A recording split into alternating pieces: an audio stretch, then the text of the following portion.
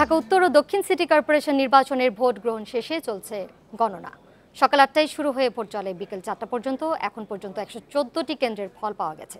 তাতে নৌকার মেয়র প্রার্থী আতিকুল ইসলাম পেয়েছেন ৭৪,১৫০ ভোট আর লাঙ্গলের শাফিন আহমেদ পেয়েছেন ৩,০৮১ ভোট। দুই সিটি মিলিয়ে ১,৭০০-র বেশি কেন্দ্রে ভোট নেওয়া হয়। সব মিলিয়ে ভোটার ৪০ লাখ। তবে নির্বাচন ঘিরে কোথাও কোনো অনিয়ম বা বিশৃঙ্খলার খবর পাওয়া যায়নি। তবে উত্তর ঢাকা সিটির মেয়র পদে উপনির্বাচনের পাশাপাশি ঢাকার দুই সিটির 18টি করে মোট ৩৬টি নতুন ওয়ার্ডে কাউন্সিলর পদে নির্বাচন হয়েছে। পাশাপাশি ঢাকা উত্তরের ২১ নম্বর ওয়ার্ডের কাউন্সিলর পদেও উপনির্বাচন হয়।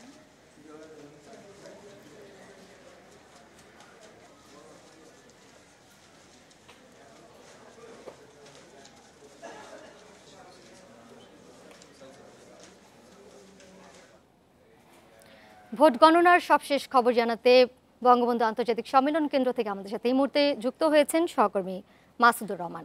মাসুদ, এই পর্যন্ত ১১৪টি কেন্দ্রের ফল পাওয়া গেছে।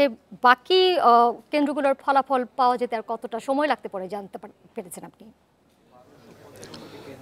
এভাবে তো নির্দিষ্ট করে কত সময় লাগবে সেটি আমাদেরকে জানানো হচ্ছে না। তবে রিটার্নিং কর্মকর্তা আবুল কাশেমের পক্ষ থেকে যে জানানো হচ্ছে যে যত দ্রুত সম্ভব সেই ফলাফলটি তারা ঘোষণা করার চেষ্টা করছেন। এখন পর্যন্ত যেটি আপনি বললেন যে ১১৪ কেন্দ্রের ফলাফল ঘোষণা করা হয়েছে সেটি সর্বশেষ জানানো হয়েছিল।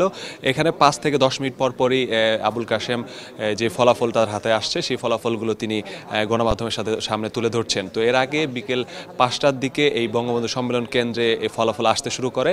আপনি জানেন এই উত্তর ঢাকার মেয়র পদে যে উপনির্বাচন, এই উপনির্বাচনের যেই ভোট গ্রহণ হয়েছে সেটি প্রায় ১২৯৫ কেন্দ্রে ভোট গ্রহণ হয়েছে এবং এই ১২৯৫ কেন্দ্রে ১২৯৫ প্রিজাইডিং কর্মকর্তা রয়েছিলেন দায়িত্বে।